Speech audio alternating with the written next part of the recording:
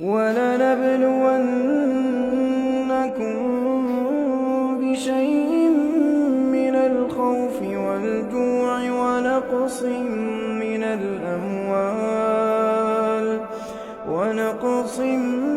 مِّنَ الْأَمْوَالِ وَالْأَنفُسِ وَالثَّمَرَاتِ ۗ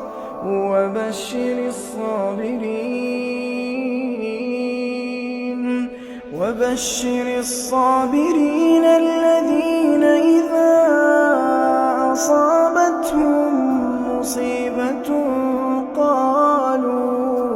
قَالُوا إِنَّا لِلَّهِ وَإِنَّا إِلَيْهِ رَاجِعُونَ أُولَٰئِكَ عَلَيْهِمْ صَلَوَاتٌ مِّن رَّبِّهِمْ وَرَحْمَةٌ وَأُولَٰئِكَ هُمُ الْمُهْتَدُونَ.